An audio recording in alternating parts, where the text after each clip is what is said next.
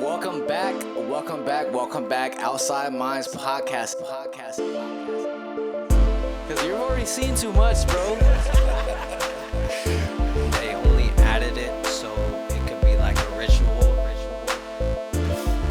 They're saying there's these, the end of times, right? There's all these signs. Do you think we would know? Like, do you think the general public would know if Jesus came back? Take a picture for $5. You have a purpose in life, and if you don't fulfill it, you will come back until you fulfill it.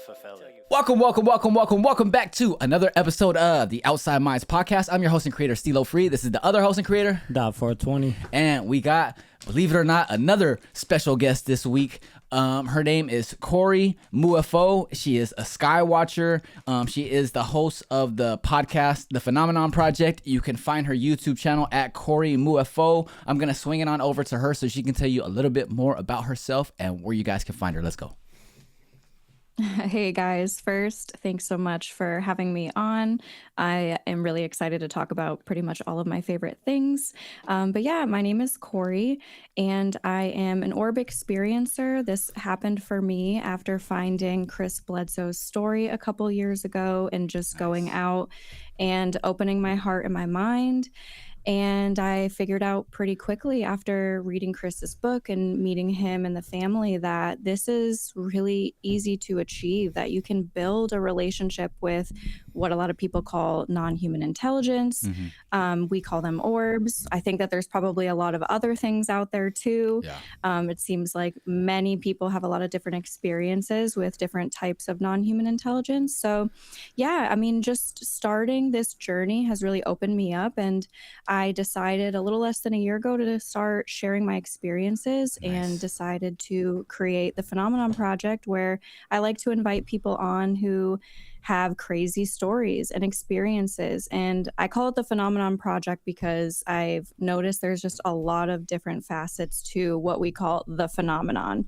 A lot of different crazy things that don't seem related, but the more I look into it, I feel that all of these different parts of the phenomenon are connected. Yes. So in a nutshell, that's what I'm doing. Yeah, nice. Yeah, I'm glad that you ended on that note about everything being connected, because one of our first big videos on Instagram was when we were talking about the Chris Bledsoe story. And looking into that story, everything that's happening now is kind of connected to this phenomenon. Whether it's, it being UFOs or UAPs, which I think it's not really a physical phenomenon. We're under the belief that it's interdimensional. And the fact that his story is pretty much one of the only ones that's saying this is spiritual.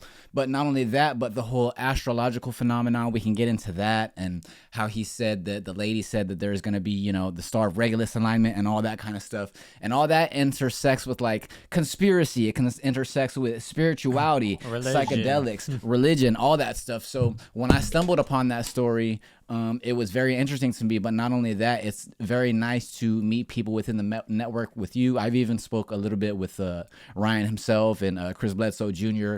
That one video, I think Chris actually reposted and stuff like that. Yeah. So it was kind of cool to connect with them and connect with people like you, especially because all this stuff, even like personal experiences I've had with psychedelics and just the research I've been getting into, all this stuff, like you said, is connected. So I wanted to ask you, can you tell us a little bit about your spiritual journey and how you got to where you are now spiritually? Yes. So my whole life, I really resisted religion. I remember being a little girl, like 5 or 6 years old, and going to church. And my family wasn't super religious, but I would go like with my grandma to church a lot. And I always had really positive experiences. Everybody was very nice. I don't have any sort of religious trauma like a lot of people out there. I was just like 5 or 6 years old and listening to the pastor and looking around and being like, are you guys buying this? And I just wasn't at the time. I don't know why. But so, I was a proud atheist for much of my life. And over the years, I noticed a lot of very weird paranormal things happening around me, things that I just couldn't ignore, that it just felt like I was being tapped on the shoulder a lot. But I was still very resistant to anything religious. So slowly over time, I opened up to be a little more agnostic. I dabbled a little bit in spirituality just the older that I got, but I still like refused to acknowledge God, right? I would be like, I would refer to it as the universe, Right. which is fine. You know, no judgment to anybody that does that. And so I just was really resistant to God, long story short. And when I was almost 30, so a couple years ago, I saw an interview with this guy, Chris Bledsoe, on Danny Jones. And I started listening and I thought, holy crap, I think there's a connection here. I think there might be a connection between what we call aliens and spirituality. And so I read his book, and his book just absolutely cracked open my heart. And I felt like the Grinch, you know, when the Grinch's heart grows three times. And he just says in his book to pray. And so I just started there, and I'm like, I don't know what this is going to look like for me, or, you know, I definitely don't subscribe, but I just started praying, and I noticed very quickly that prayer is very powerful in your life. And basically, long story short, it's just his story has brought me so close to God. And I do feel, at least for me, that this orb phenomenon is a spiritual experience because it happens for me when I'm praying to God and, you know, when I'm making this connection spiritually. So that's where my perspective comes from, the spiritual side of things. Nice. It's so funny that you bring that up because every other episode, Dot talks about how he used to go to church with his grandma too. I didn't want to interrupt earlier, but It was like a direct parallel. But literally, I called my mom earlier, and she brought up that exact thing earlier about today. I talked to my mom, and she was like, I'm telling you. She was like, yeah, like we didn't go to church, but you used to go with your grandma all the time, and I was like, yep, coffee and donuts were the only real things there. You know, that was my perspective Is so as funny. a kid. And you know what?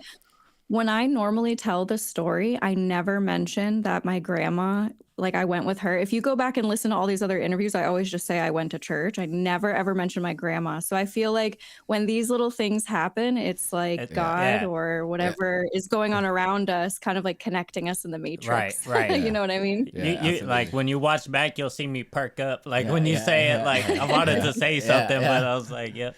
Yeah, I was hearing him say it in my mind too. I was like, this is Todd's hearing his life story right now, and I am too. But it's funny so because funny.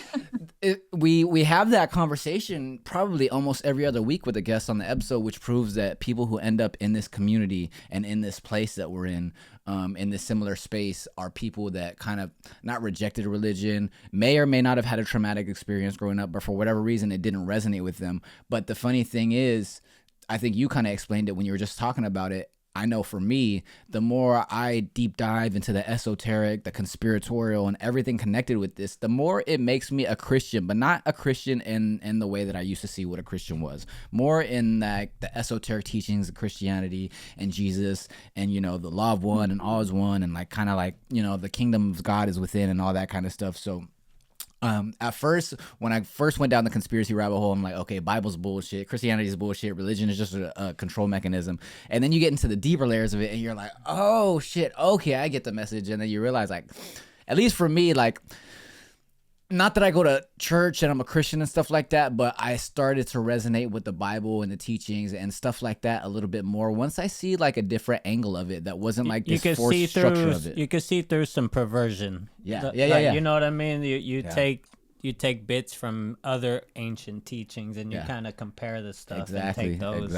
Yeah. So I did want to ask you, because I was on your YouTube channel, which is you guys got to check out her YouTube channel. She posts videos about, you know, her experience at the Monroe Institute, which we're going to talk about.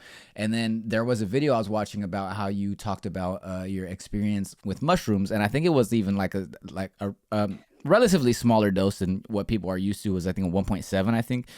And then you were listening to some binaural beats or like some meditation music, and then you had this experience. Can you kind of talk about that a little bit, because it was very profound and the lesson you learned from it and all that kind of stuff. And I kind of just wanted to have you go over that with us today. Yeah, I would love to. That's one of my favorite things to talk about ever because it was so life-changing and profound for me.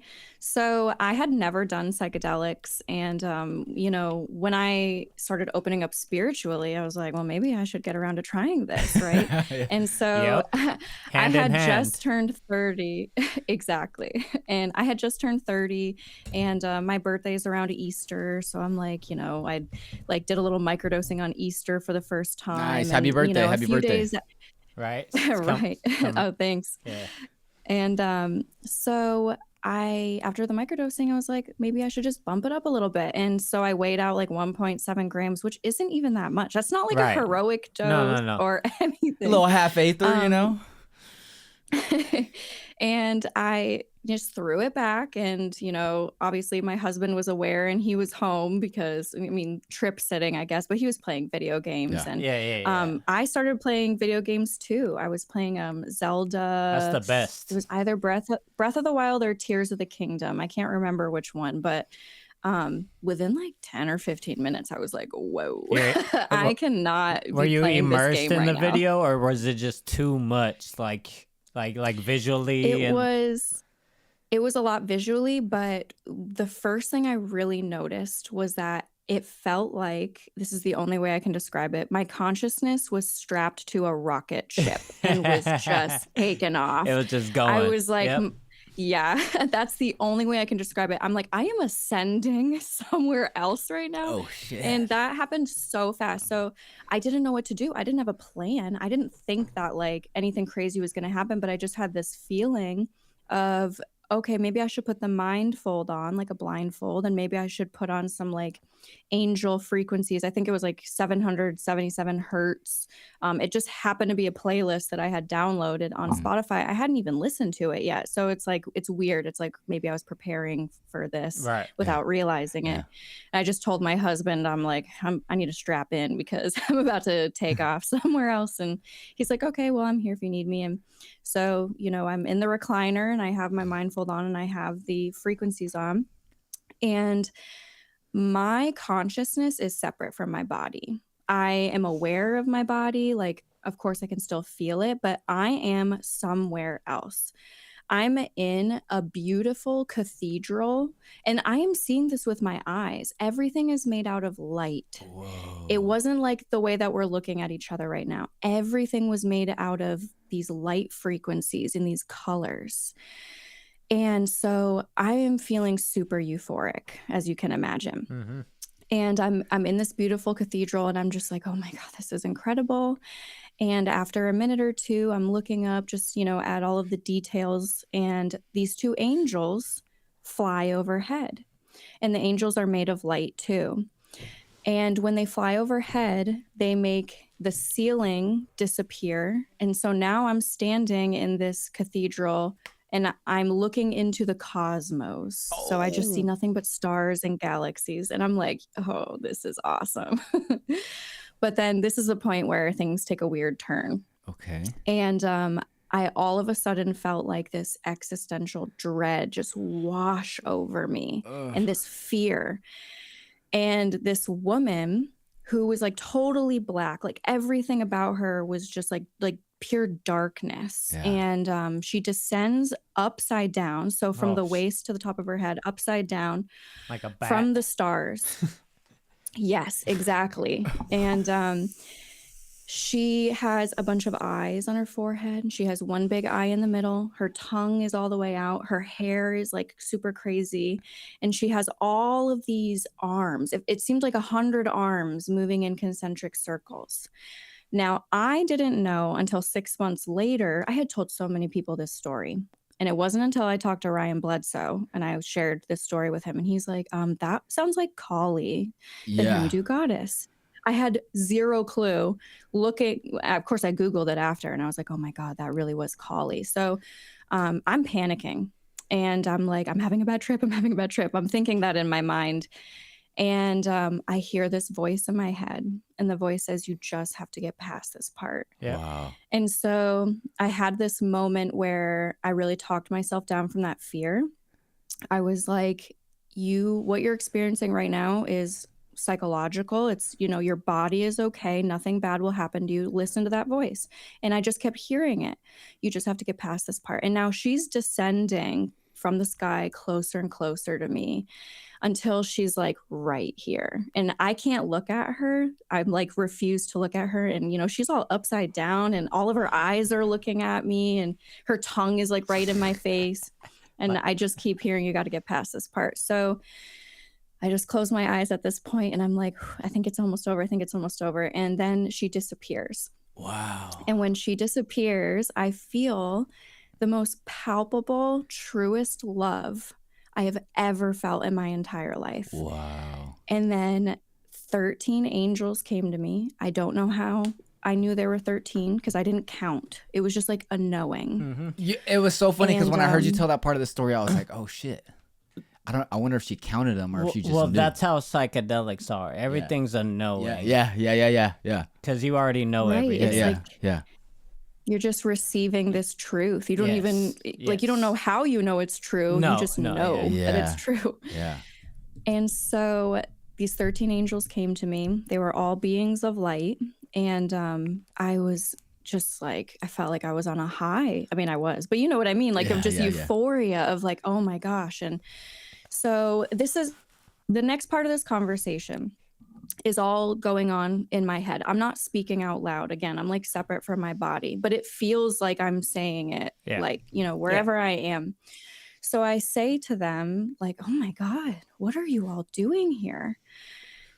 But then the weirdest part is that I spoke again but I like, let me just get to this part. I said, what are you all doing here? And they said, we're here for you. But they spoke through me. Yeah. So then I said, why did I just say that? And they said, we speak through you.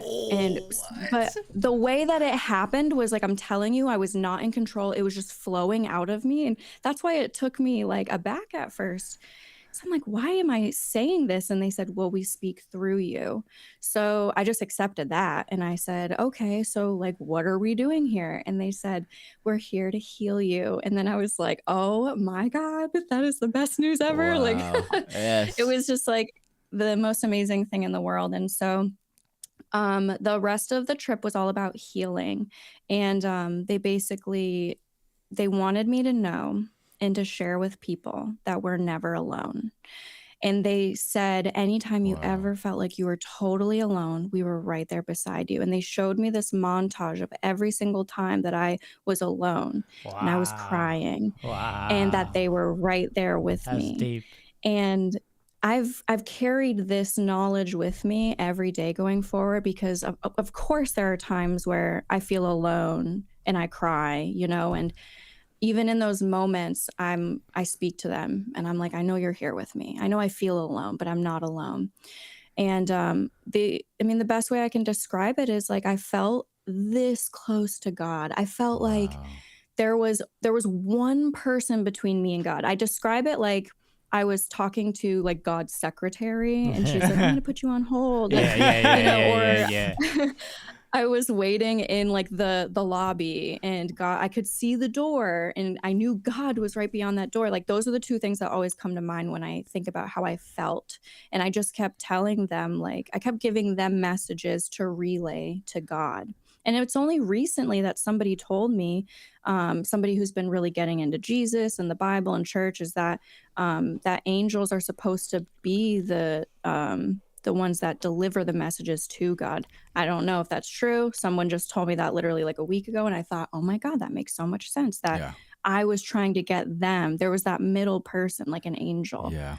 And anyway, I know that I'm going on and on about this. It was just like the most amazing thing in the world. But I haven't had a trip like that since. I mean, I just, have done a little microdosing. And so that was like my one true bona fide mushroom trip. And it was like totally life-changing. Wow. And on that, like minimum amount of grams is pretty crazy because, I've taken 7-8 grams, like I'm a psycho now. I like psychedelics, but your story reminds me of one of my DMT trips, but it's like, it would be in the reverse order in the sense of I was floating down this hallway and there was like I'll call it 14 just because there are even amount on either side of me. But there are like night figures, and as I was floating through, they would face me, but kind of as protection.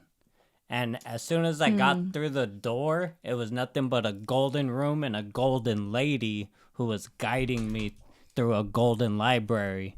And we were flying at like a million miles an hour.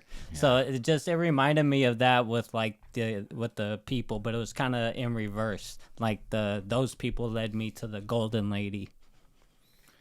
Wow, that sounds beautiful. It was amazing. It was the most amazing thing ever.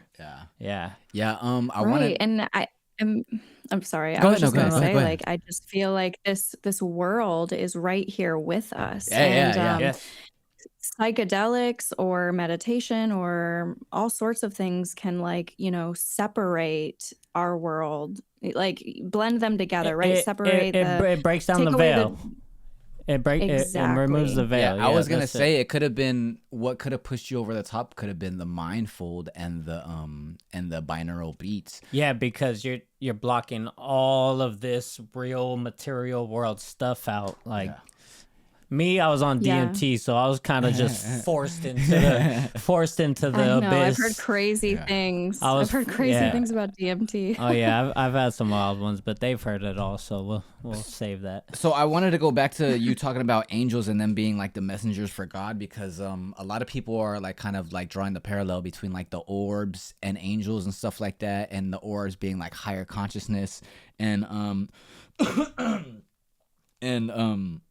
I think you make a great point there that angels are the messengers between us and God, because it's like we are simultaneously source and ourselves at the same time, and there are like multiple layers of reality in between, and I believe that the angels are within that layer of reality, and they are interconnected with us somehow, which is why they're always around us, and since they're closer to God than we are, I think that's why they're the messengers from the heavenly realm down to the earthly realm.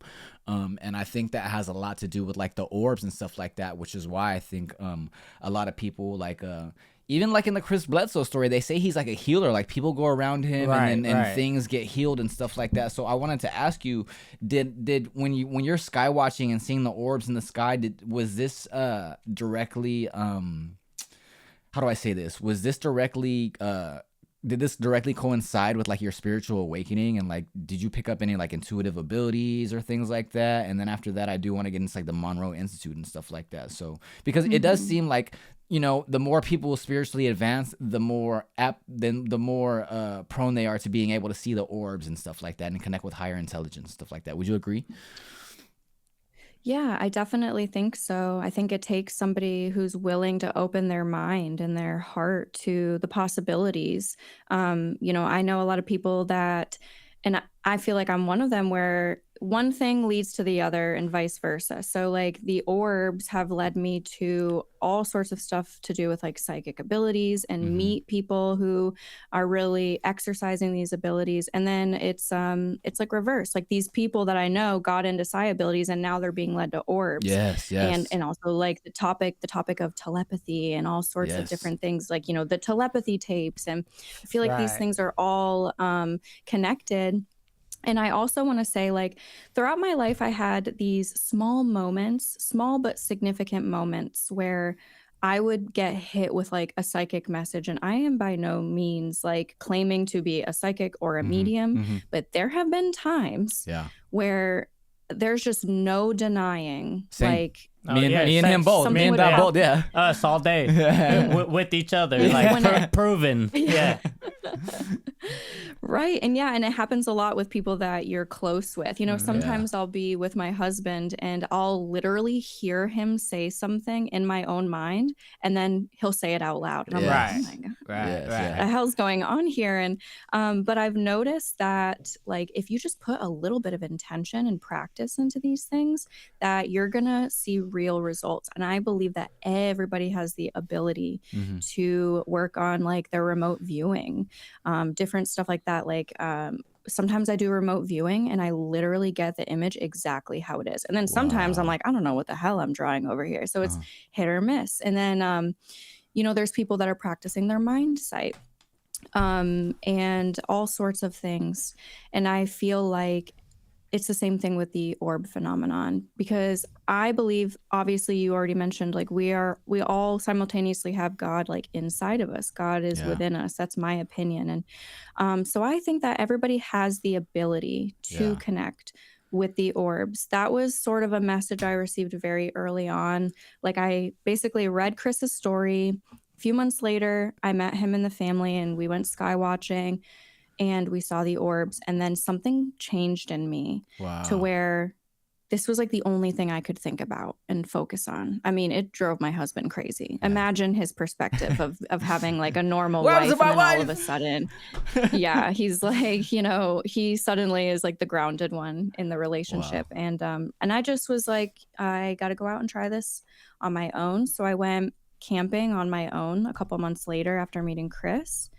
And I just had this really intense experience with a bunch of orbs, but one orb in particular that, and I know I sound like a crazy person when I say this, like I've told this story many times, and, you know, each time I feel like a literal crazy person, but an orb descended down and was maybe a couple football fields away in this big open prairie where I was camping, and it beamed at me. And when it beamed at me, I felt this electricity go through my whole body. What? And I felt this message come through. And the message was, you have to show people that they can connect with us. You have to show people how to connect with us. And so that's why over the years, I'm like, I just need to get more comfortable with putting myself out there, sharing my story. There's always going to be people that think I'm crazy, but like, I just think it's so important that people understand, if you are willing to open your heart and your mind, and of course, use your own personal discernment, because there are always people out there that are like, oh,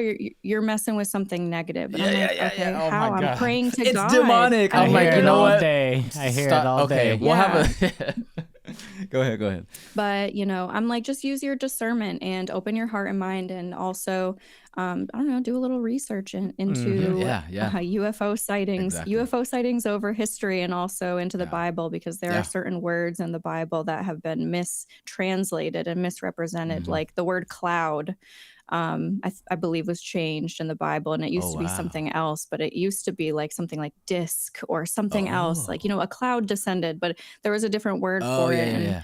Anyway, long story short, I think that everybody can do this, and it happens by creating a connection with God. However that looks for you. You don't need to read the Bible. You don't need to subscribe to a particular religion. Just have good intentions, positive intentions, reach out to God, and you'll see how your life changes. Yeah, I'm glad you brought that up. I'm glad you brought up the Bible thing too. I just want to say before I say this is that a lot of the weird stuff in the Bible, like how they say like you know, Ezekiel's vision was like that of like a UFO or a spaceship. Like the more I read into that, and then I read into like the esoteric layers of it and like Kabbalah and all that stuff, and they're saying that basically like that's Merkaba mysticism, and Merkaba is like they were trying to say that Merkaba is like a spaceship, but it's like an interdimensional, your light body, and you're using your conscious awareness to travel transdimensionally and through time and stuff like that. But a lot of the stuff, the weird stuff like that in the Bible, like you said, the more you look into it, the more you start to realize that there is this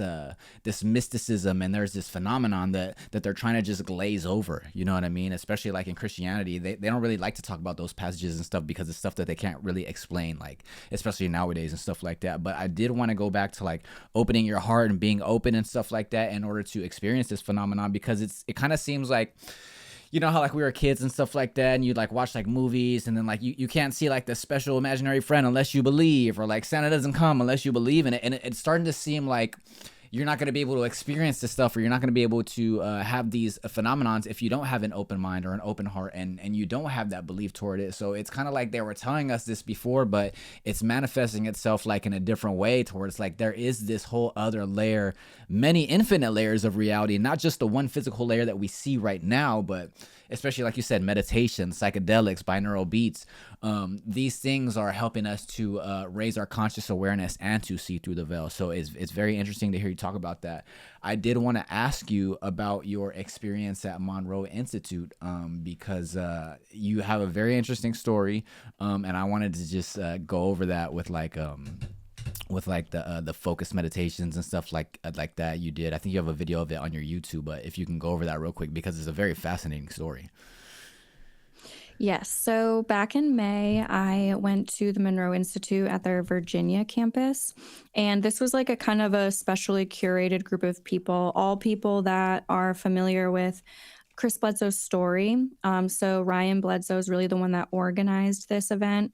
And it was really incredible. The instructors said that they saw like a lot of, I guess, power and synchronicities and connections with our group, Wow. especially right off the rip, like day one, that they say it was very surprising that normally you don't see those types of connections. And connections as in like all like a bunch of people seeing the same exact thing in a Right. meditation, or visiting each other in meditations. And I had something like that too. What? In one of my meditations. Yeah. So I can share a couple of my profound meditations if you guys want, because there was only a couple. Because I mean, frankly, I clicked out for a lot. Do you guys know about clicking out? So I heard you talk about it on your channel, and that's basically like where it's almost like you're in the meditation and you're trying to consciously stay aware of it, but then it's almost like you're kind of aware of it, but you're not aware it's going. It's almost like because you want to be body asleep, mind awake, and it's almost like body asleep, mind half awake, to where you're not really fully conscious of it. Am I right? Am I getting that right?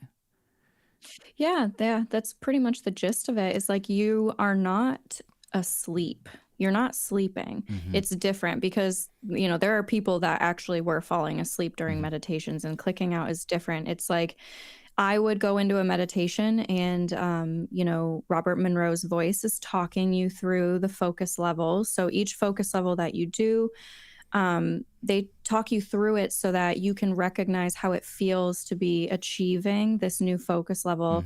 And also as they change the frequencies and they change the binaural beats and the sounds. And then actually you can achieve these states of awareness without the sounds at a certain point. Like when I go to Skywatch, I try to go to focus 12 just in my mind based off of this feeling that I've worked on with the tapes.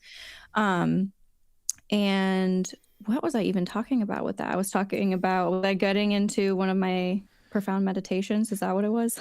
I think we trailed off a little bit, but I did want you to tell about the one where you met your younger self, and then you had it was almost like you were saying you weren't consciously Okay, in a lucid perfect. dream, but you were kind of like, it was almost like a movie that was happening to you from first person, and that was very profound. So Okay, I wanted to hear sorry you tell about that story. that. No, it's okay. I do the Sorry. same thing. I'm like lose my tangent in the middle of my sentence, but it's okay. I'm a little scatterbrained sometimes, so I apologize for that.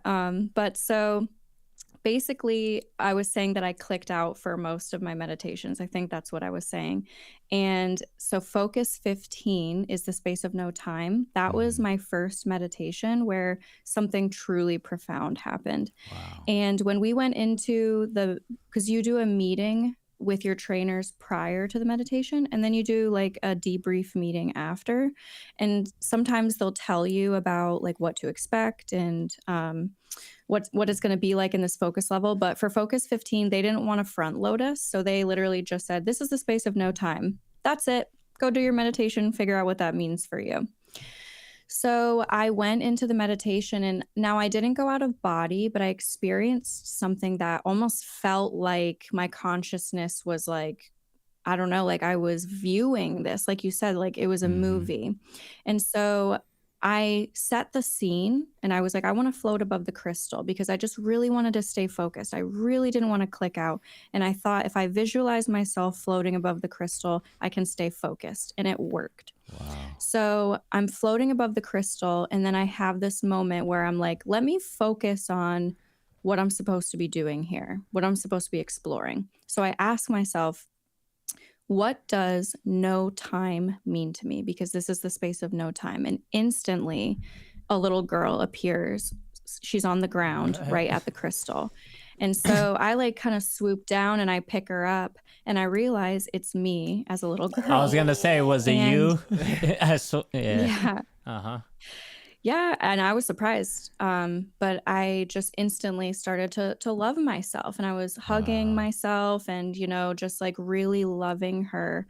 And after a couple of minutes, I said to her, we don't have to stay here the whole time. We can go anywhere you want to go. And it was like, boom, the setting was totally different. And we were sitting on this big rock in the middle of a creek. And it was instantly a place that I recognized where I grew up. And even now, when I go home to Massachusetts, because that's where I'm from, I always make sure to go to this spot because it's Wow. just a really sacred, special. It just feels spiritual Yeah. being there. And so we're sitting there, and I'm just loving on her. I'm just like touching her feet and her little legs and just loving on her, and giving her affection Uh-huh. in ways that maybe I didn't feel growing up. It's Right. no Wow. shame, Right. no shame to my parents, but these meditations really brought up stuff that I didn't even know were like issues.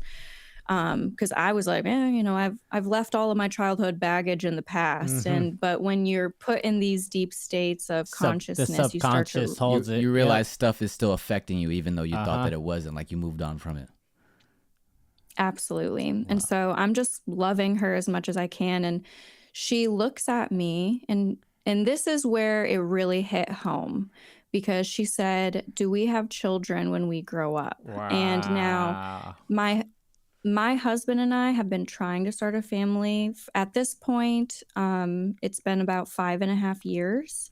So, it's been a difficult struggle for us. So when she said that to me, I said, "I don't know, but maybe we can find out." And then it was like, boom, we were in the future, and we were Wow. at a table. I was sitting at a table, and my husband was on the other end. And on one side of the table was my younger self. And on the other side of the table were two little boys that looked Wow. like they could have been twins. Yeah. And we were all holding hands and saying grace. And then after that, I got up and I was just like floating around the table, and I just gave each of them like a kiss on the head. And the meditation ended with my husband and I looking out the back door, and my younger self was running around and playing with who presumably were our children. Wow. And so that was like unbelievable, crazy profound. That's I was like, wild. this is, yeah. And it also ties into a future meditation. If you want me to go into that, or I can press pause if you guys have questions. I don't mean to ramble. I just think it's super cool that you were in the space of no time, and then you're doing this thing where you're kind of looking into the future with like your inner child, well, your younger self, you know what I mean? And that's very interesting that you got the chance to not only love on her, but realize that there's these issues that are still affecting you that you didn't think were affecting you anymore.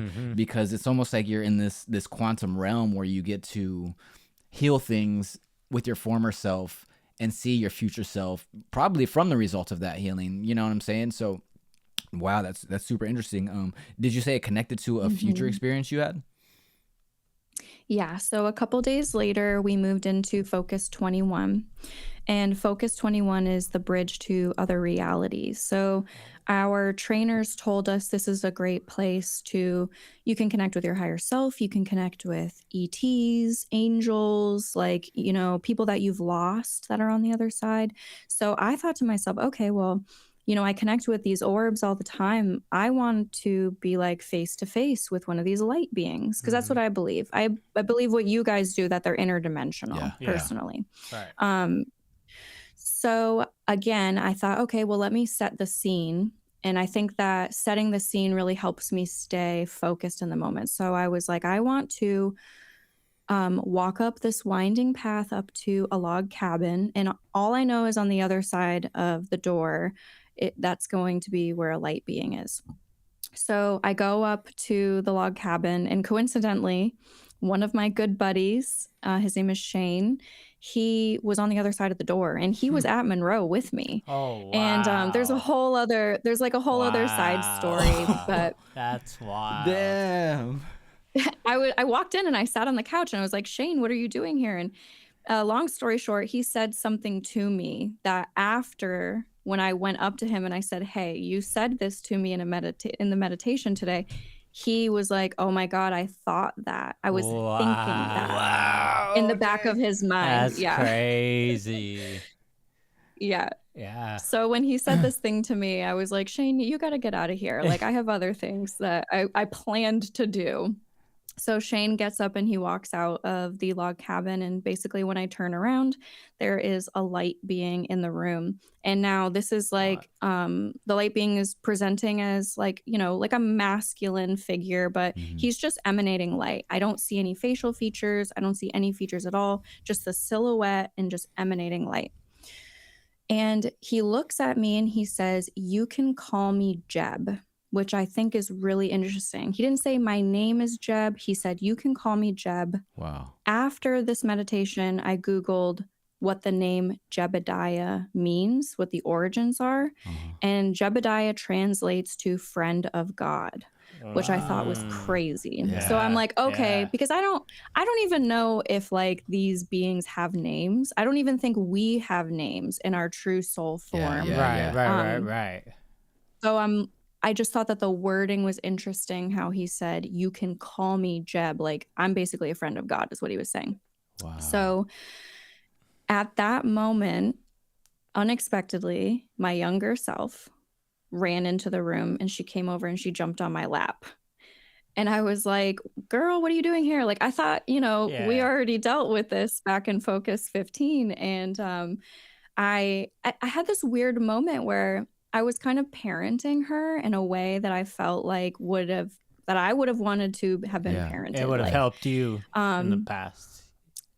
Exactly. And so I basically just told her, like, "I'm here with my friend Jeb, but you know, you have one," because I said, you need to go to your room. "I'm here with my friend Jeb." And she was like, "I don't want to," you know, classic. And so I basically told her, like, "Well, you have one of two choices, and you can either go to your room and you can play and you can have a really great day, or you can go to your room anyway because you don't have a choice, but it just won't be that good of a day after because you didn't listen." And I didn't really get a lot of those kind of like slow down and explain things. It was a lot of like, you know, because "Get I out said of here," so. kind of. Yeah. Exactly. Because I'm the parent and I said so, which again, no shame. Being a parent is hard, so I get it. Sure, we all dealt with a little bit of that, so yeah. Absolutely. Oh, for sure. Oh, yeah. And she basically just went into the room. But this was an important moment because I think Jeb had orchestrated all of this, because he said, "You need to take her with you throughout your life every single day. You need to carry her with you.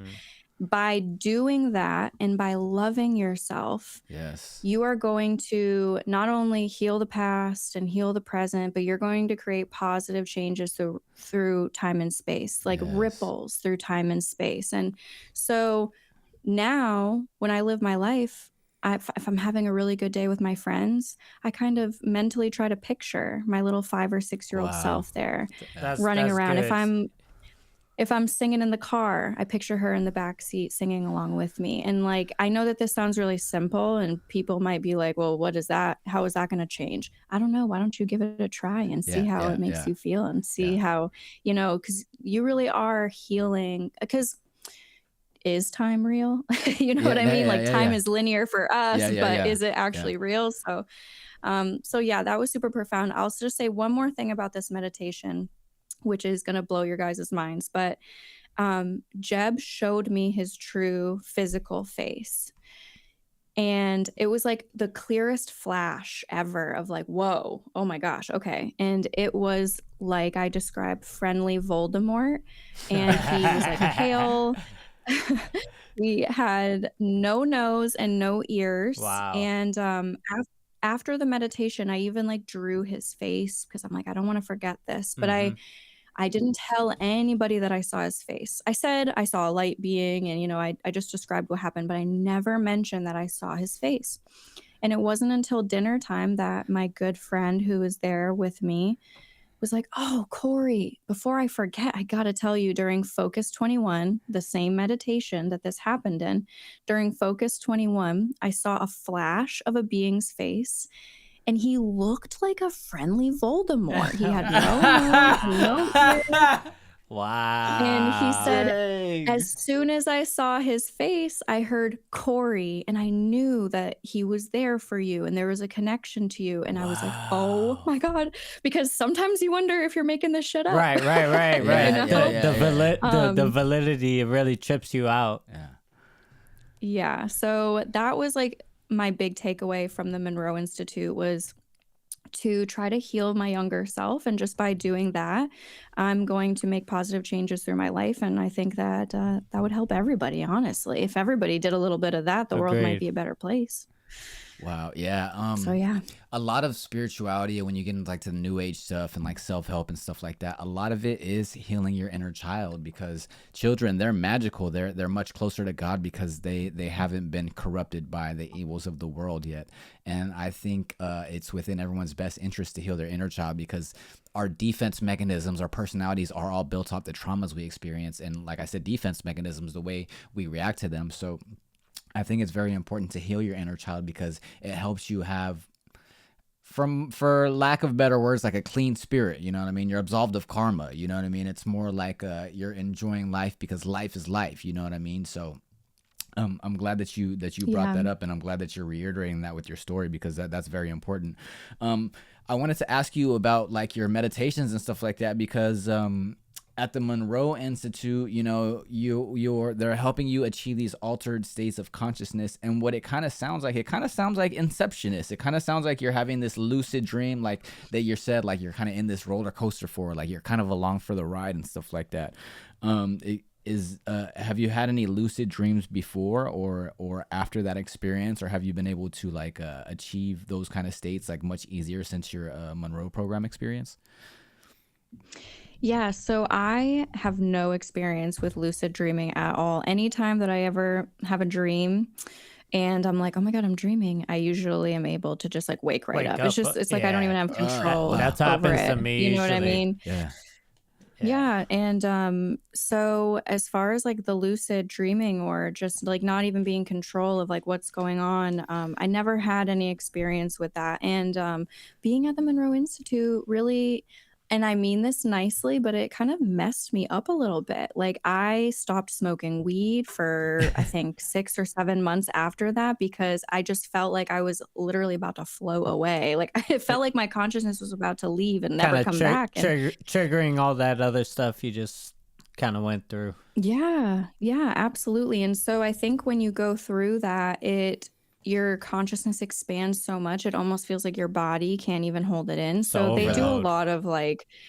lot of reintegration, especially the last day or two of the week, because they're saying, you know, you're going to go back to reality. Don't make any life-changing decisions over the next couple months, because you you're going to be in a you're not different... grounded in physical realities like you were before. It's you like came the here. first time I did DMT, and I was like, everything's fake. Yeah, it's like you're walking around in like a cartoon or like a claymation. And I'm like, he doesn't know. He doesn't know. You know what I mean? It's like you have that for a second.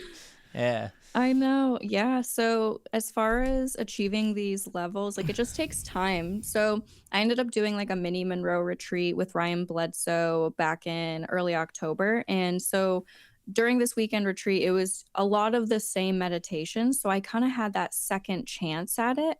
And I felt that I was able to achieve like even more results and even more physical sensations of like, I got to the point where it felt like I started to flow out of my body, but I just stayed like right here, like, you know, 6 inches above where my head is. And then I went back in. And so I think that if anybody is able to get the online gateway program, that I think it would be beneficial, because you always have access to these tapes now. And the more that you practice, the easier it gets. And like I mentioned, when I skywatch, I try to mentally get to focus 12. Because that's really my expanded awareness state. That's what they call focus 12. And I think it helps.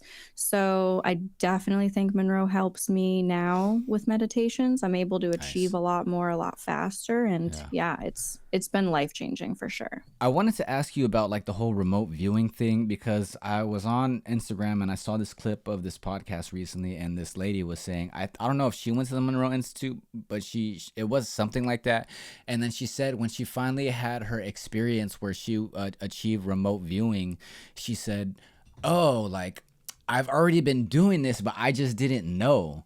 So I wanted to ask you that. And then like a lot of like intuitive, like when I'm reading the Akashic records or when I'm like getting like intuitive like downloads and stuff like that, it's a feeling that I already had known my whole life, but I didn't know that was that. I thought it was just an educated guess or just things like, I didn't know that it was me tapping into the Akashic field or me getting intuitive hits and stuff like that. But I started to realize like, oh, like this thing that I thought was this mystical thing is something that I've already been doing this whole time. I just didn't know I was doing it. So I wanted to ask you, was that what remote viewing was like for you when you achieved it, or was it something that you couldn't even have thought of doing it before you experienced it, if that makes any sense?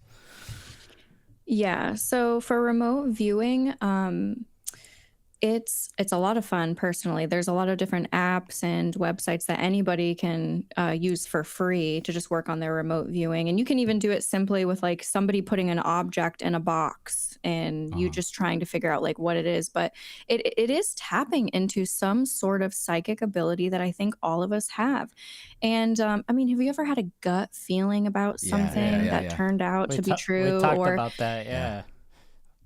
The gut is like your second brain. So absolutely. It's that intuitiveness that comes in. Or have you ever thought of, your mom and then your mom calls you, kind of thing? All the time. It's like immediate. And there's something going on here with our consciousness where we have this ability. I think that we are like transceivers. I think we can send out signals, which is what we do with the orb phenomenon, and then we also receive. And so I feel like when I do remote viewing, it comes so naturally sometimes that I feel like when I'm trying really hard is when I'm not getting the right results. But when I'm just going with my first gut instinct, that's when I start to get like, I mean, the most obvious hits. I'm like, this is crazy. Like, for example, there's this app called RV Tournament. And what the app does is it gives you like a target. I think it's like 8 digits. And you focus on the target and then you write down your impressions and, you draw things out. And then when you click next, you go to the next page, they give you 2 different images of what it could possibly be. And then from that point, you choose what image you think it is. It's a little different than other websites do because you know what I mean? Some people don't like that they give you the possibility of 2 images, but I got to the point where I was drawing both images exactly as they were. And I'm like, how am I supposed to know which one the target is? Right. It's like you're remote viewing the 2 options instead of just remote viewing the one answer. Exactly. Wow. So I just think that that's one of those things where if people just do it and they have fun with it and they, as you had mentioned earlier, belief comes into it a lot. If you just believe like this is possible, then you can achieve it. And then, like I said, there's sometimes where I do it and I'm like, I don't even know where my head is at. I'm somewhere totally different than what this target is. But then you just can't ignore the times where you literally draw everything out exactly as it is. And it's not just seeing things, it's also feeling things. And if you write down that you're feeling cold or windy, like maybe you're remote viewing the top of Mount Everest. It's, or even maybe words or smells that come in, like all the clairs and stuff like that. The reason why I asked you was that I got really, really deep into this meditation one time, and I'm like, let me see if I can remote view. I'm going to go down one level to my kitchen, and I'm going to try to look at we have a dining table with 2 benches next to them, and I'm like, let me see if I can see what's on the bench.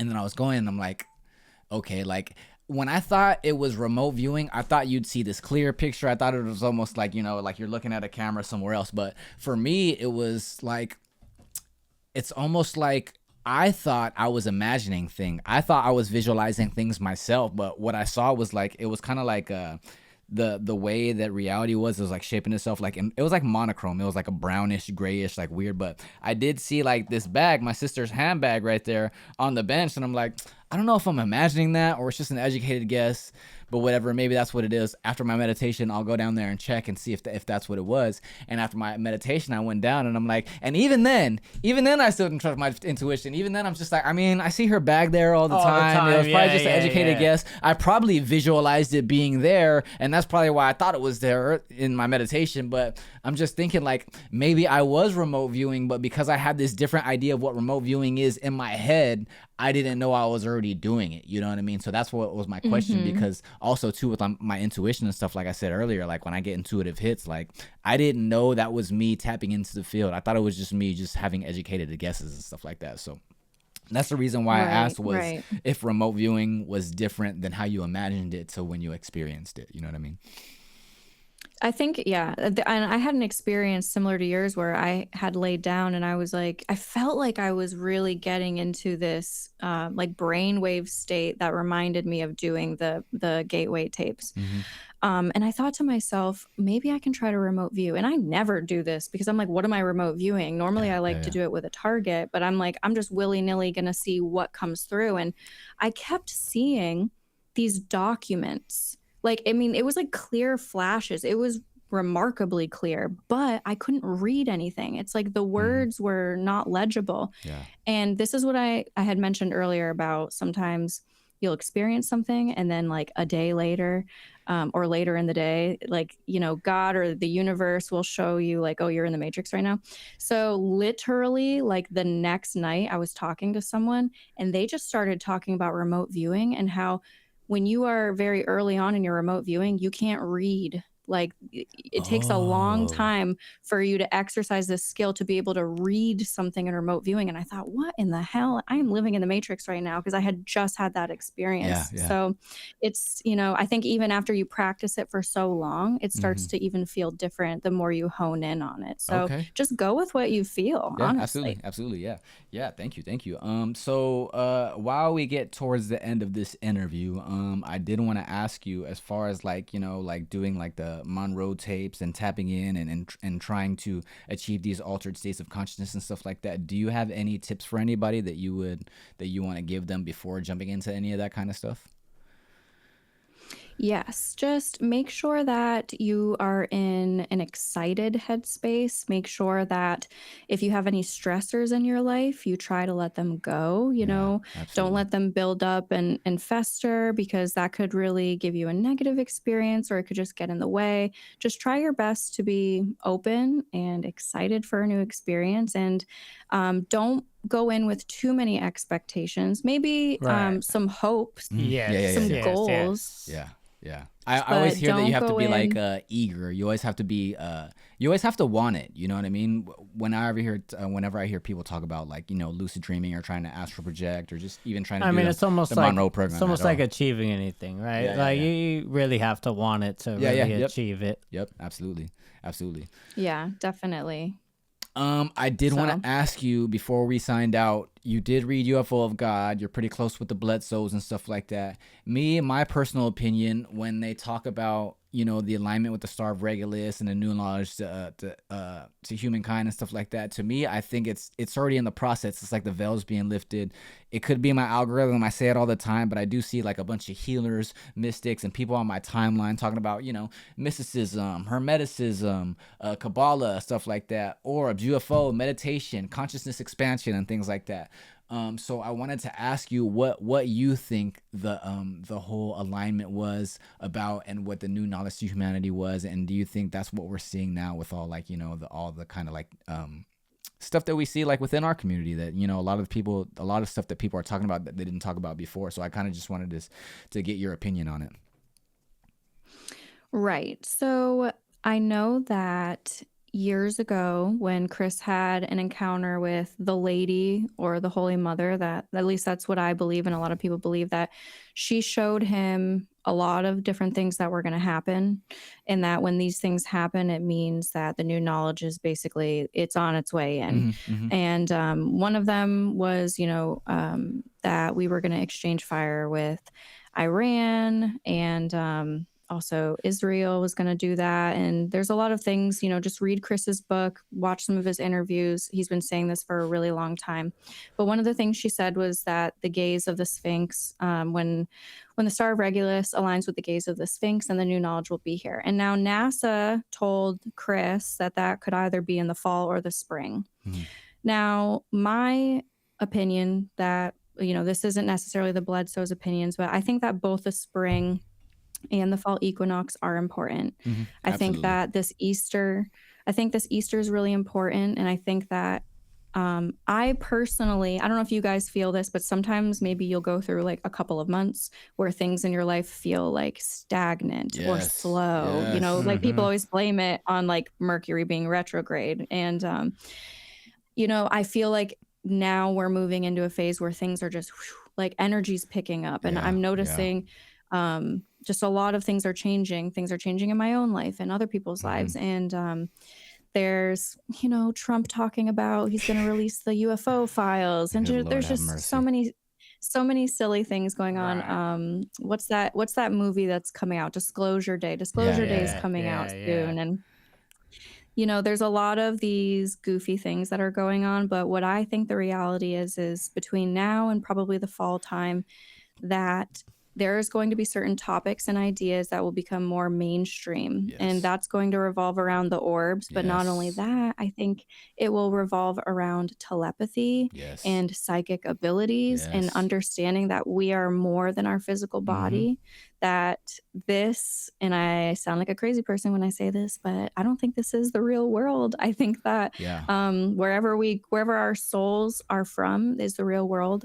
That's based off of near-death experiencers saying that.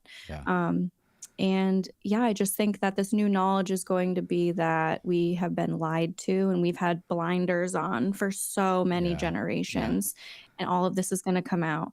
And how the world is going to look, I don't know. I hope it's going to get a little better. And I hope there's going to be more compassion and love and just spirituality. And I'm excited for it. Yeah, I think I think you're spot on. I think personally the veil is going to fall. And I've been saying this a lot, and I think what's going to happen is things are going to start to get really weird in a sense to where we're slowly going to kind of go into this psychedelic trip to where the subconscious and the conscious bleed into each other, and we lose this spiritual amnesia. More glitches in the matrix are going to start happening. We're going to start noticing more Mandela effects. We're probably going to start to hit a point in time where it's oh shit, did I live that day yesterday? I think it's going to be very psychedelic. And I think it's going to take us to not be confused. It's almost like we talked about it with that guy Shael when he was talking about the Great Awakening and how there's going to be a lot of confusion and stuff like that. But I think it's already happening. A lot of people are saying there's glitches in their timelines. I had 4 pots for the longest time, and it was this, and somehow I have 5 now, and other kind of stuff like that where people have missing time and stuff like that. I think all of these instances are going to start happening more and more and more, and then reality is going to become less fixed and less structure, and it's going to become more fluid, like a dream state. You know what I mean? Even matter and stuff like that. We're probably going to be able to create matter with our minds and our consciousness. We're slowly probably going to get back to what I think is Atlantis. I think Atlantis is a higher dimensional reality that still exists, that's not on a linear timeline, but a circular timeline. But that's kind of a story for another episode and all that. But I do appreciate you coming on. Thank you so much, Kory MooFO. Before we sign off, is there anything that you want to leave with the listeners? Do you want to plug any new projects you're coming up with? Do you want to promote anything like that? Or do you just want to give any kind of message to humanity before we sign off?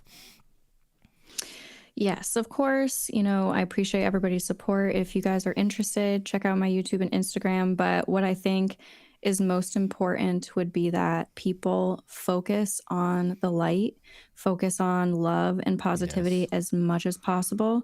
I know that it's difficult right now, especially if you pay attention to the news, but maybe if you can, separate yourself a little bit. Don't let other people make you feel bad. If you need to separate yourself from the news, that doesn't say anything about you as a person other than you are protecting your own happiness. Because if everybody is focused on the negative and everything is fear-based, the energy on this planet is going to tip. There needs to be people on this planet that are focusing on the positive to help uplift that energy.